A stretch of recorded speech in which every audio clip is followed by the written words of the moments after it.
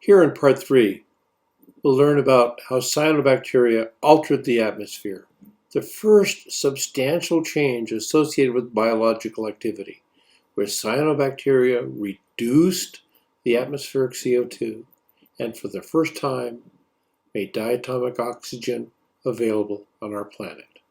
Iron in an oxidized form, that's the rust. And we can see these banded rust layers in ocean sediments, all forming between about 2 and 3 billion years ago. After the planet had essentially been rusted, then that extra CO2, now from oxygenic photosynthesis, began to change the concentration of oxygen in our atmosphere, opening the world for a new class of organisms that could use that oxygen. That is, the eukaryotes. Here you see the banded iron formations formed by the production of oxygen from cyanobacteria in the oceans some several billion years ago. This great oxidation event occurred once and has resulted in red beds. And it has forever been associated with increases in atmospheric O2 concentration. At the same time, this oxygen allowed an ecological expansion of habitats because the oxygen in the atmosphere rose to the top of the atmosphere where it was ionized and converted to ozone. And the advantage of ozone is that ozone absorbs ultraviolet rays, and as a consequence of having less UV or ultraviolet rays at the surface, life could begin to emerge from the deep waters to shallow waters and open up the opportunity for occupying land. Now remember from a previous lecture that we live on a Goldilocks planet with liquid water. And that liquid water is influenced by the greenhouse gases, which are greenhouse heat-trapping gases, carbon dioxide, methane, and water. Too many greenhouse gases, and the Earth warms up, and we have no water. Too few greenhouse gases, and the water all freezes, and we have an ice planet.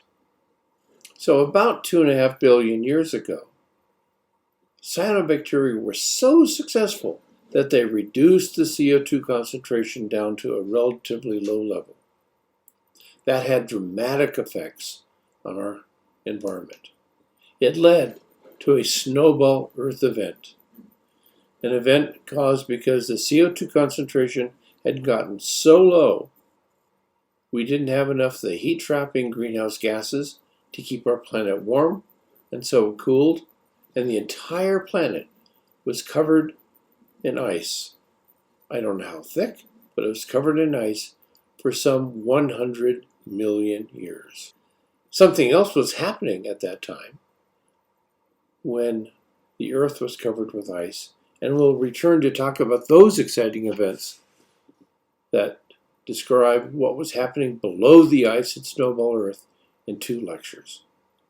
But it's important to know that for roughly 100 million years, the planet was covered with ice.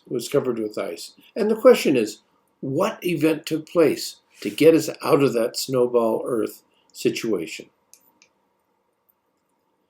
So we do see, to put everything together, a decrease in CO2 concentration with the first snowball Earth event, and a rise, eventually, in CO2 levels, but never to the high levels that we had in the early part of our planet, but a continual rise in oxygen concentration from that time forward. Clicker question. What process do you think, or processes, were primarily responsible for the decline of atmospheric CO2, leading to the first snowball Earth event? Biological processes, geological processes, or both? The answer is C. Both biological and geological processes. Second clicker question. What kind of organism was associated with the great oxidation event? Cyanobacteria, green sulfur bacteria, or purple bacteria? The answer is A, cyanobacteria.